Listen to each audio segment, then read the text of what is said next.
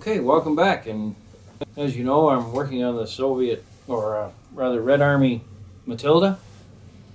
And last time I left you, we were going to airbrush behind these sand skids.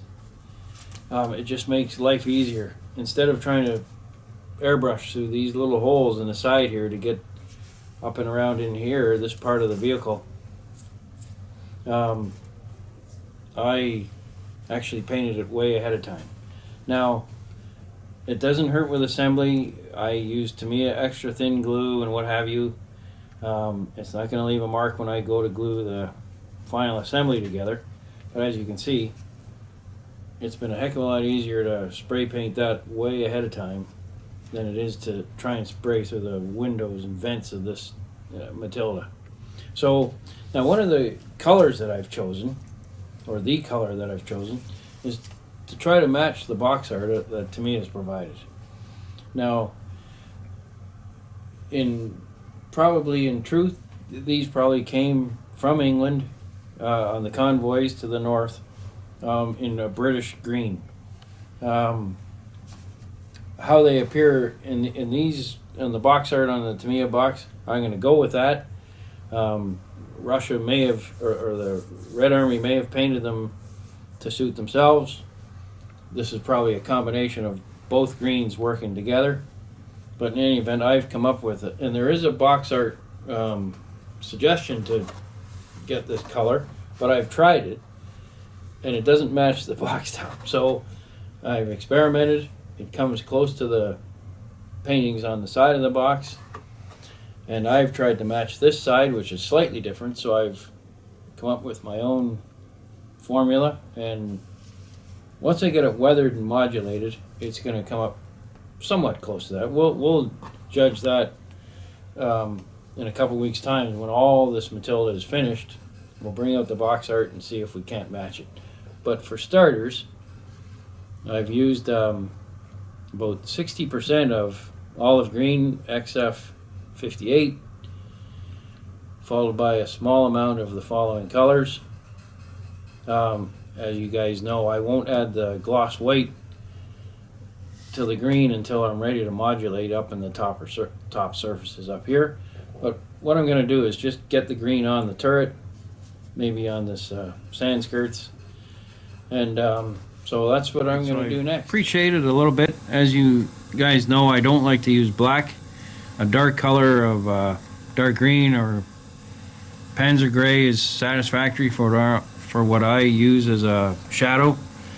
Now, when I did the Matilda's undercarriage and suspension, I didn't use any undershading because these areas are going to create their own shadows behind the plate. There's going to be no need to do that. But certainly on the turret and the exposed part of the superstructure here, certainly creating a little bit of a shadow first is what these gray lines represent. So I'm just going to start with my little mixture of paints here, and away we go.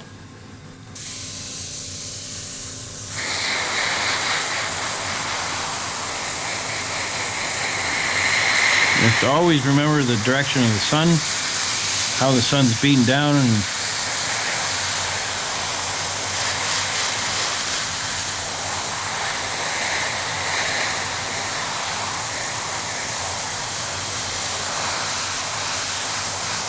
as you can see, I use a very mild, I don't try to cover it all in one pass.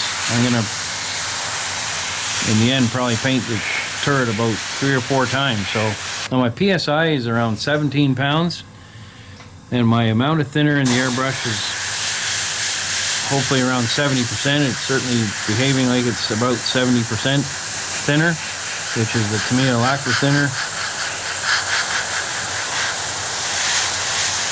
And there's absolutely never been any orange peel on my models. Dave Forrest, who's joined us for a number of these sessions, he certainly has zero orange peel on his tanks. But just by using so much thinner, I think Dave and I end up just painting with dirty thinner.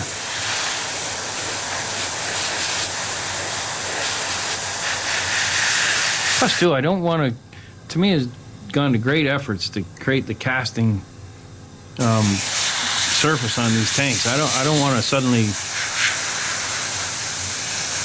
cover that up with the fact that I've used too much Tamiya paint.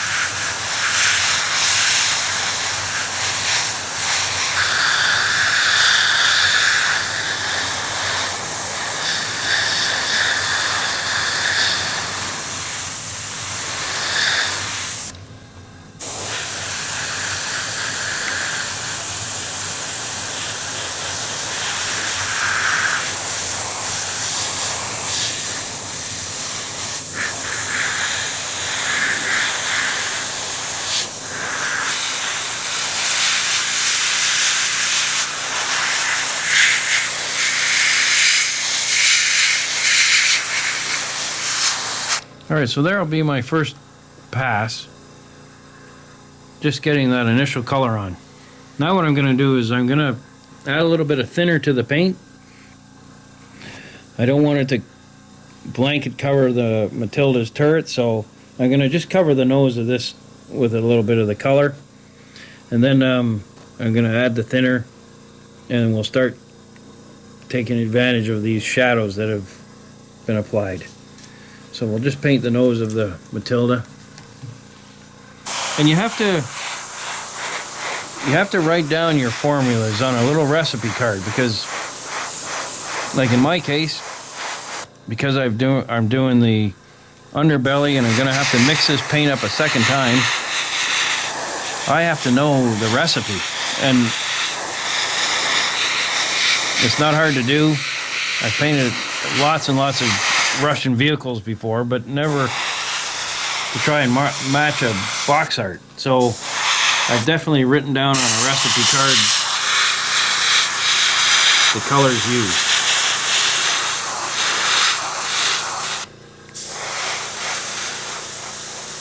And because it's sort of like Frankenstein's lab when I paint, as far as the mixtures go, there's a lot of ish in my measurements.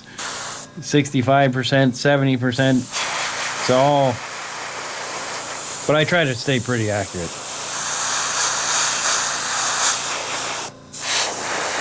And I don't worry too much about the shadows underneath, because obviously there's going to be no sunlight hitting. You can see how I painted the bottom part of this tank a little different than the top part. So now I'm going to just add a little thinner to my paint, and that way we're going to show the light hitting it. I don't want thick paint accumulating anywhere up here, so that's why I'm going to add the thinner to it. So I'll add the thinner and get back to the spraying. Okay, so I've added about 15, you can see my bucket full of paint, but that's actually just dirty thinner. There's tons of thinner in there.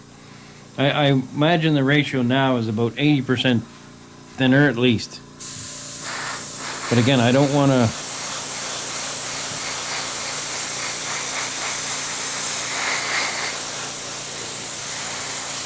because I have so many layers to my model. I certainly don't want to have too much paint. I'd rather have way more thinner.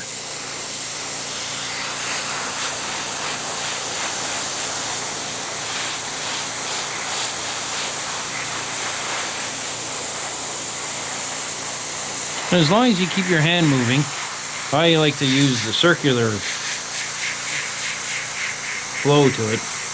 As long as you keep your hand moving, you're not going to get any spider splats or that sort of thing. Just keep your hand moving at all times.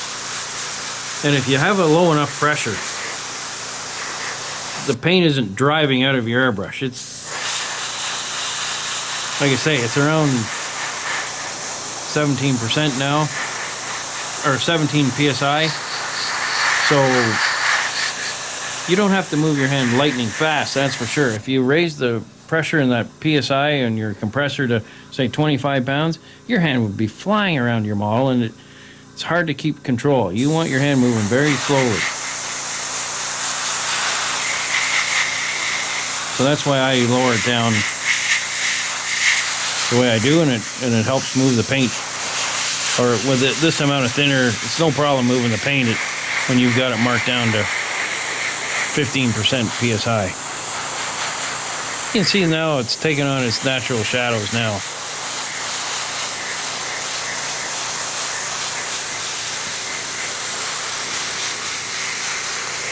And that gray, that panzer gray color underneath.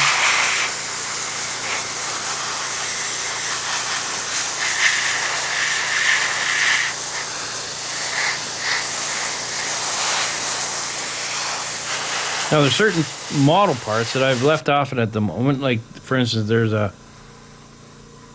searchlight on the top or a headlight. I'm gonna have to paint that afterwards. I have not put it on because it was on earlier and it just gets in the way and it gets knocked off. But it'll. I just have to drill a hole in the little cupola here and then it'll just drop it right in. Plus I want to put an NV lens in it, which the kit doesn't provide, so. Alright, I think I'm ready for a little bit of white paint in my model. It's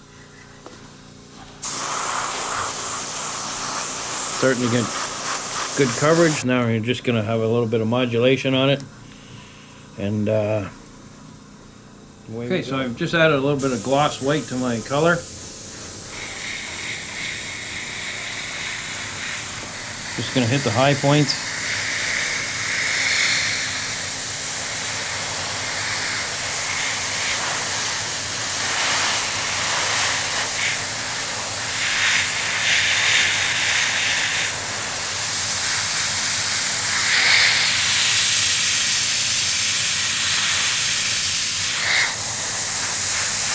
And don't worry about making it suddenly look cartoony on your model, because you have a lot of oil paints and practicing some of the things that Dave Forrest has showed us about pin washes and filters. Don't panic that you've suddenly ruined your model here. Nothing has gone wrong when you go to modulate and you've gone too far.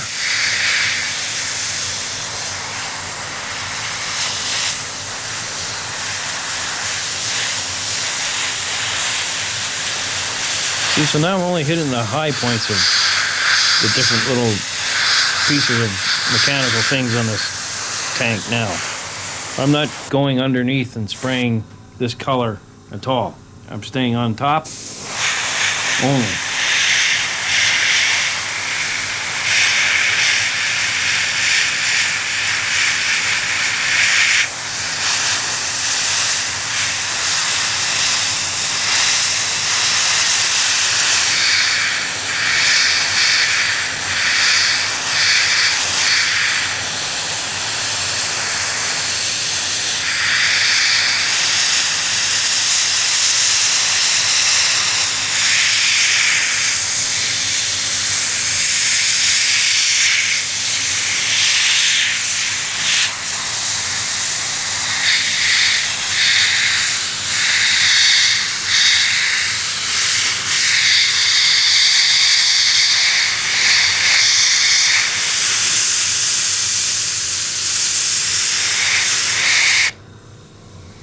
Here we are, we're just about done.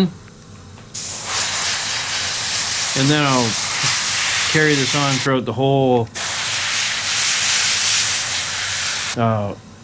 hull of the tank. I'm just going to carry on modulating it slightly. I'm going to add one more coat of white to it. But that's pretty much it. And then, like I say, we'll add all our filters and our pin washes and what have you. All these colors will. And like I say, I fortunately I'm trying to get to that in the end. So I find this box art very attractive. Great color green. If I was doing the T-34 tomorrow, I'd be trying to match the box art off the Matilda. So there we are. I will now just carry on with the rest of the hull of the tank. And then when I see you next, it'll be time to add some of the filters, and the tracks will be all painted. I like, as you guys know, I like to paint the tracks separately, so I'm going to go off and do that now. And assemble the tracks, and then put the side skirts on. And I'll see you shortly, hopefully in about 2 weeks' time. Thanks so much for watching. Take care.